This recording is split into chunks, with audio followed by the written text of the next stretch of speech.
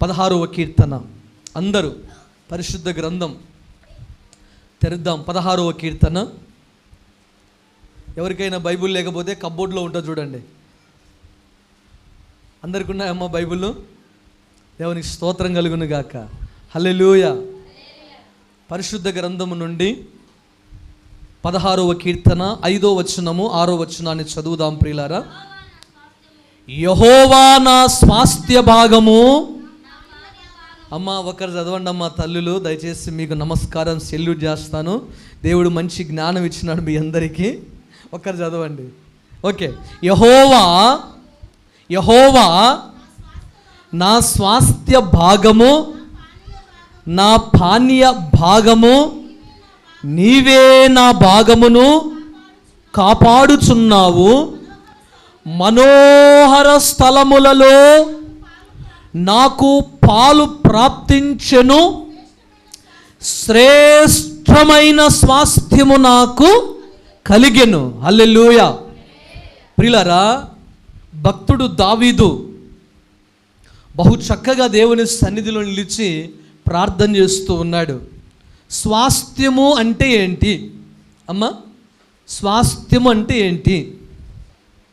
స్వాస్థ్యం బైబిల్లో ఉంటుంది. గర్భఫలము యెహోవా ఇచ్చు బహుమానము, కుమారులు యెహోవా అనుగ్రహించు స్వాస్థ్యము. స్వాస్థ్యం అంటే ఆస్తి. స్వాస్థ్యం అంటే ఆస్తి. ప్రియులారా, ఈరోజు మనం అడుగుతారు, పిల్ల పెత్తనమైనా ఏదైనా కొత్త పరిచయస్తులైనా, ఏమ్మా నీకు ఎంత ఆస్తి ఉంది? ఏమయ్యా నీకు ఎంత ఆస్తి ఉంది? ఎన్ని ఎకరాల పొలం ఉంది? ఎంతమంది పిల్లలు అని అంటారు. అవునా కదమ్మా?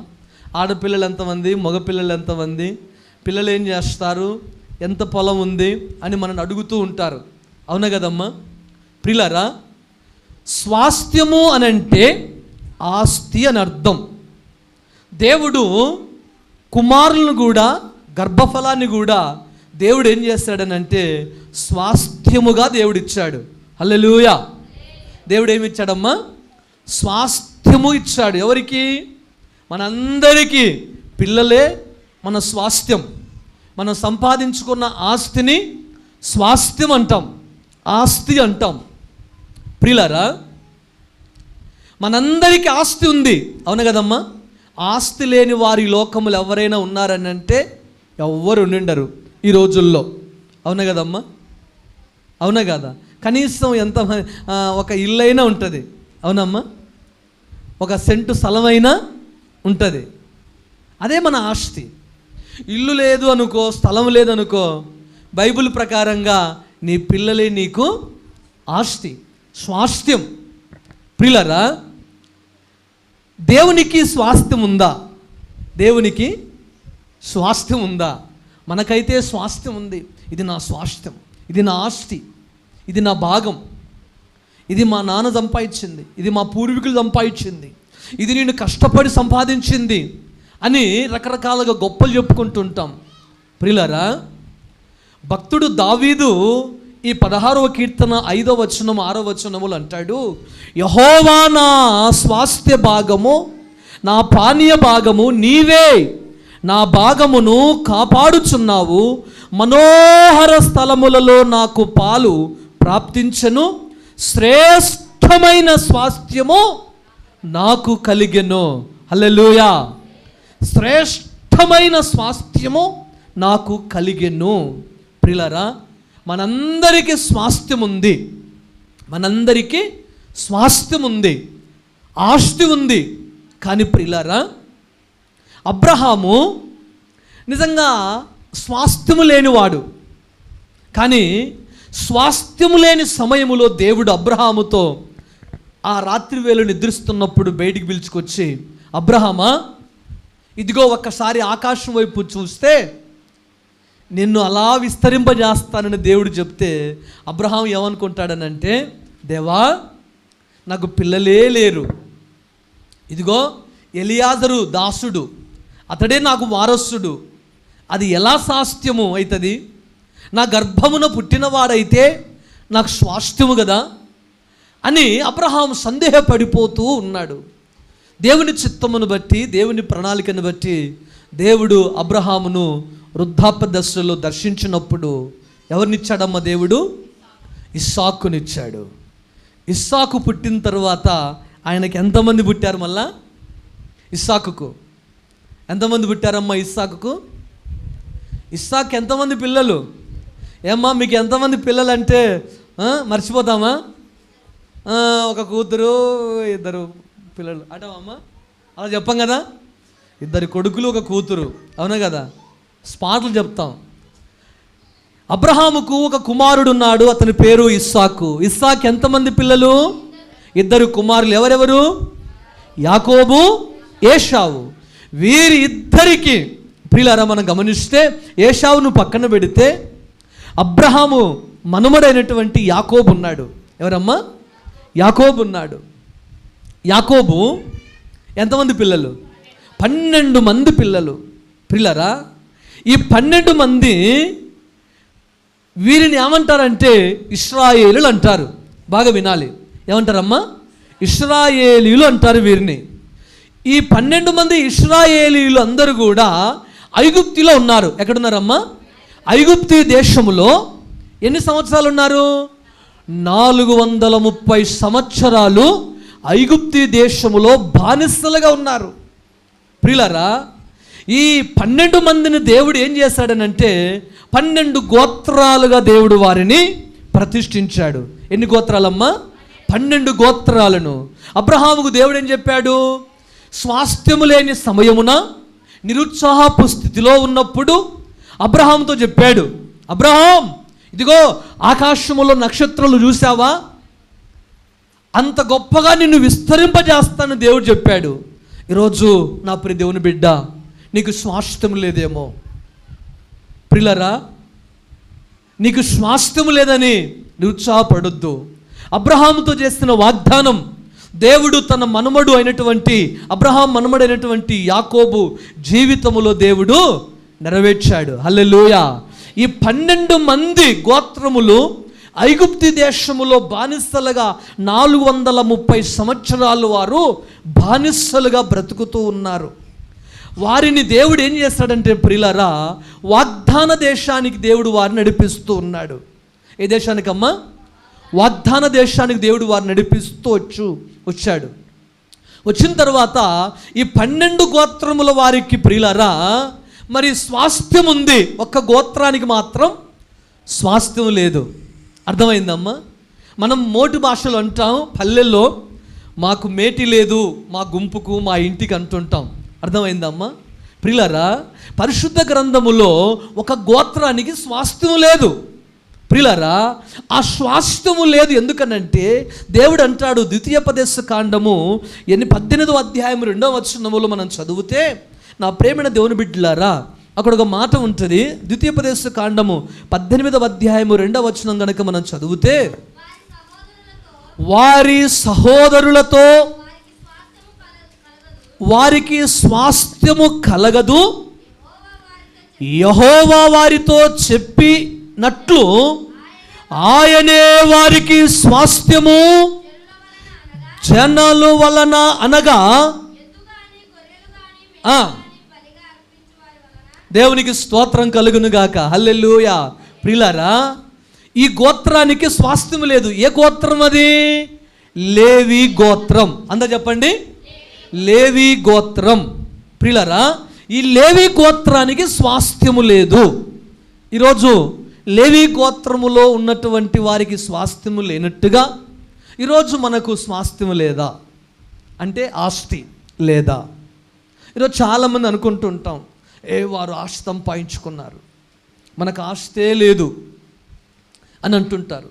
కానీ ప్రియులారా దేవుడు ఈ 12 గోత్రములో ఉన్న వారికి స్వాస్థ్యాన్ని ఇచ్చాడు.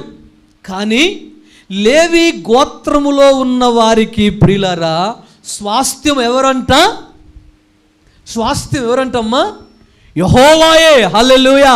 ఇక్కడ రాయబడింది 2వ వచనములో అంటాడు, వారి సహోదరులతో వారికి స్వాస్థ్యము కలగదు, యెహోవా వారితో చెప్పినట్లు ఆయనే వారి స్వాస్థ్యం. హల్లెలూయా, హల్లెలూయా. లేవి గోత్రము వారికి దేవుడే స్వాస్థ్యము. ఎవరికమ్మా? లేవి గోత్రం వారికి దేవుడే స్వాస్థ్యము, దేవుడే స్వాస్థ్యము, దేవుడే వారికి ఆస్తి, దేవుడే వారికి ఆస్తి. ప్రియులారా, మరి మనందరికీ ఆస్తి ఉంది, మనందరికీ ఆస్తి ఉంది. ఇక్కడ దావీదు ఏమంటాడనంటే, నా ప్రేమైన దేవుని బిడ్డలారా, ఈ 16వ కీర్తన 5-6 వచనములో బహు చక్కగా మాట్లాడతాడు. శ్రేష్టమైన స్వాస్థ్యము నాకు కలిగెను అంటాడు. శ్రేష్టమైన స్వాస్థ్యము నాకు కలిగెను. బిడ్డలారా, దావీదు అంటాడు ఇక్కడ, దావీదు బహు చక్కగా నా శ్రేష్ఠ భాగము నీవే అంటాడు. ఇశ్రాయేలుకు స్వాస్థ్యం ఉంది, లేవి గోత్రములో ఉన్నటువంటి వారికి స్వాస్థ్యము దేవుడే. హల్లెలూయా. లేవి గోత్రములో ఉన్న వారందరికీ స్వాస్థ్యము దేవుడే. ఈరోజు మనందరికీ స్వాస్థ్యం ఉంది. ప్రియులారా, దేవుడు ఒకరోజు ఒక యజమానుడు, లూకాసు వార్తలకు వద్దాం. లూకాసు వార్త ఆ సందర్భాన్ని మనం చదివితే, ఆ మత్తయి సువార్త 21వ అధ్యాయం, మత్తయి సువార్త 21వ అధ్యాయం 33వ వచనం నుండి కొన్ని వచనాలు చదువుదాం. మరి ఒక ఉపమానము వినుడి. ఇంటి యజమానుడు ఒకడు ఉండెను. అతడు ద్రాక్ష తోట నాటించి దాని చుట్టూ కంచె వేయించి అందులో ద్రాక్ష తోటి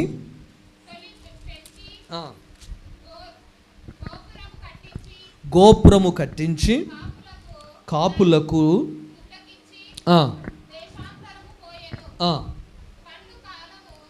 పండ్ల కాలము సమీపించినప్పుడు పండ్లలో తన భాగము తీసుకొని వచ్చుటకు ఆ కాపుల యొద్దకు తన దాసులను పంపగా, ఆ కాపులు అతని దాసులను పట్టుకొని ఒకని కొట్టిరి, ఒకని చంపిరి, మరి ఒకని మీద రాళ్ళు రవ్విరి. మరలా అతడు మునుపటి కంటే ఎక్కువ మంది ఇతర దాసులను పంపగా వారు వీరిని ఆ ప్రకారమే చేసిరి. హల్లెలూయా. మళ్ళా చదువుదాం. ప్రియులారా, ఇక్కడ సందర్భం ఏంటనంటే, ఒక యజమానుడు తన ద్రాక్ష తోటను వేసి అది గుత్తకిచ్చి వెళ్ళిపోయాడు. అవి పళ్ళు కాసే సమయమున ఆ గడియలో దాసులను పంపించాడు. అయ్యా, ఆ పొల పంట వచ్చేటువంటి దాంట్లో పళ్ళును కొయ్యండి అని చెప్పి యజమానుడు పంపిస్తే ఆ దాసులను కొట్టారు, రాళ్ళతో రవ్వారు, ఒకరిని చంపారు. మరలా యజమానుడు మరలేం చేశారంటే, అప్పుడు మరి కొంత ఎక్కువ మందిని పంపించాడు. మొదటగా పంపించిన వారిని ఎలాగైతే చిత్రహింసలు పెట్టి చంపారో రెండవసారి కూడా అలాగే చేశారు. ఇక మూడవసారి ఎవరిని పంపించాడంటే, ఆ తోట యజమానుని కుమారుని పంపించాడు. ఎవరిని పంపించాడమ్మా? కుమారుని పంపించాడు. అప్పుడు ఏం జరిగిందో చూద్దాం. 37వ వచనం. తుదకు నా కుమారుని సన్మానించుదురనుకొని తన కుమారుని వారి యొద్దకు పంపెను. అప్పుడు యజమానుడు అంట, నా కుమారుడిని అంటే నా పొలం, నా కుమారుని పంపిస్తే నా కుమారుని సన్మానించి నన్ను గౌరవించి ఆ పొలములో ఉన్న పళ్ళు, ఆ పొలములో ఉన్నటువంటివి మరి వచ్చినటువంటి సమృద్ధిని పంపిస్తారని చెప్పి తన కుమారుడిని పంపించాడు. ఇక్కడ ఆ కుమారుడు ఎవరనంటే, ప్రియులారా, ప్రభువైన యేసుక్రీస్తు వారు. ఎవరమ్మా ఆయన? ప్రభువైన యేసుక్రీస్తు వారు. యజమానుడు పంపించినప్పుడు ఆ కుమారుణ్ణి సన్మానిస్తారని చెప్పి పంపిస్తే ఏం జరిగిందో చూద్దాం. అయినను ఆ కాపులు కుమారుని చూచి ఇతడు వారసుడు, హల్లెలూయా, ఆ పొలానికి ఉన్నటువంటి కావలి వారు ఏమంటున్నారంటే దూరం నుండి చూస్తూ ఉన్నారు, అయ్యో యజమానుని కుమారుడు వస్తున్నాడు. వారు గుర్తుపట్టారు, ఈయన యజమానుని కుమారుడు, యజమానుని వారసుడు అని చెప్పి వారేం చేస్తారనంటే ఇతనిని చంపి ఇతని స్వాస్థ్యము తీసుకొందుము రండని తమలో తాము దేవునికి స్తోత్రం, హల్లెలూయా, బలో యేసుమరాజుకే, బలో యేసుమరాజుకే. ప్రియులారా, అలనాడు యజమానుడి కుమారుడు అయినటువంటి ఎలాగైతే ఆ కావలి వారు అతన్ని చంపి ఆస్తిని స్వాధీనం చేసుకున్నారో, మన ప్రభువైన యేసుక్రీస్తు వారు కుమారుడైన దేవుడు ప్రియులారా మనందరి పాపముల నిమిత్తమై ప్రియులారా దేవుడు పొందవలసినటువంటి ఆ మహిమను ఆ ప్రత్యక్షతను పొందక ప్రియులారా మనందరి కొరకు ఆయన కొట్టబడి, నెట్టబడి, గుద్దబడి, అవమానపరచబడి ప్రియులారా మనందరి స్వాస్థ్యము నిమిత్తమై ఆయన ప్రాణం పెట్టాడు. అందుకోసమే ఇక్కడ అంటాడు, అతనిని చంపి ఇతని స్వాస్థ్యము తీసుకొందుము రండి. హల్లెలూయా. ఈరోజు నా ప్రేమైన దేవుని బిడ్డలారా, దేవుని స్వాస్థ్యము ఎవరు అని మనం ఆలోచన చేస్తే, కుమారుడైనటువంటి దేవుడు యేసు ప్రభు వారిని ఆయన మనందరి కొరకు మరణించాడు, ఆయన మనందరి కొరకు ప్రాణం పెట్టాడు. అయితే నా ప్రేమైన దేవుని బిడ్డలారా, మనందరికీ స్వాస్థ్యం ఉంది, ఆ యజమానునికి కూడా మరి స్వాస్థ్యం ఉన్నది. ఆ యజమానుని కుమారుడు వెళితే కూడా చంపి అతనిని ఆస్తిని సొంతం చేసుకున్నారు. ఈరోజు యేసుక్రీస్తు ప్రభువారు కూడా ఈ లోకానికి వచ్చేస్తే ఈ లోకము ఆయనను చంపింది. నా ప్రేమైన దేవుని బిడ్డలారా, మరి ఈరోజు నీకు నాకు ఆస్తి ఉంది, కానీ దేవునికి ఆస్తి ఎవరు? దేవునికి ఆస్తి ఎవరమ్మా? మనమందరము దేవునికి ఆస్తి. హల్లెలూయా, హల్లెలూయా. నిజంగా నా ప్రేమను దేవుని బిడ్డలారా, ఒక్క మాట చదివి ముగిస్తాను. దేవుని మాట అక్కడ రాయబడింది. 1 కొరింథీ పత్రిక 6వ అధ్యాయం 19వ వచనం చదివితే బహు చక్కగా రాయబడింది. నా ప్రేమను దేవుని బిడ్డలారా, 1 కొరింథీ పత్రిక 6వ అధ్యాయము 19-20 వచనం చదివితే బహు చక్కగా, మీ దేహము దేవుని వలన మీకు అనుగ్రహింపబడి మీలో ఉన్న పరిశుద్ధాత్మకు ఆలయమై ఉన్నదని మీరెరగరా? మీరు మీ సొత్తు కారు, విలువ పెట్టి కొనబడిన వారు గనుక మీ దేహముతో దేవుని మహిమపరుచుడి. హల్లెలూయా. నా ప్రేమైన దేవుని బిడ్డలారా, దేవుని స్వాస్థ్యం మనమందరం. దేవుని స్వాస్థ్యం ఎవరమ్మా? మనమందరం. ప్రియులారా, ఆయన స్వాస్థ్యము ఈరోజు నువ్వు నేను. అందుకోసమే నా ప్రేమైన దేవుని బిడ్డలారా ఇక్కడ అంటాడు, మీ దేహము దేవుని వలన మీకు అనుగ్రహింపబడి మీలో ఉన్న పరిశుద్ధాత్మకు ఆలయమై ఉన్నదని మీరు ఎరగరా? మీరు మీ సొత్తు కారు. మనం ఎవరి సొత్తు? దేవుని సొత్తు. దేవునికి మనమందరము స్వాస్థ్యము. ప్రియులారా, మనమందరము దేవునికి స్వాస్థ్యం. అందుకోసమే యెషయా గ్రంథం 43వ అధ్యాయం 1వ వచనములో అక్కడ అంటాడు ప్రియులారా, యెషయా గ్రంథం 43వ అధ్యాయము చివరిగా 1వ వచనం చదివితే అక్కడ బహు చక్కగా ఒక మాట, అయితే యాకోబు నిన్ను సృజించిన వాడగు యెహోవా, ఇశ్రాయేలు నిన్ను నిర్మించిన వాడు ఇలాగూ సెలవిచ్చుచున్నాడు, నేను నిన్ను విమోచించి ఉన్నాను, భయపడకుము, పేరు పెట్టి నిన్ను పిలిచి ఉన్నాను, నీవు నా సొత్తు. హల్లెలూయా. మనమందరం దేవునికి ఎవరేమమ్మా? దేవుని సొత్తు. మనం అంటాం కదా, ఇది నా సొత్తు, ఇది నా స్వాస్థ్యం, ఇది నా ఆస్తి అంటాం కదా. మనమందరము దేవుని సొత్తు, మనమందరము దేవునికి ఆస్తిపరులం, మనమందరము దేవునికి వారసులం. అందుకోసమే ఇక్కడ అంటాడు ప్రియులారా, యాకోబు నిన్ను నిర్మించిన వాడను నేనే, నిన్ను నిర్మించిన వాడు నేనే అమ్మా అక్క అని దేవుడు మాట్లాడుతూ ఉన్నాడు ఈ దినమందు.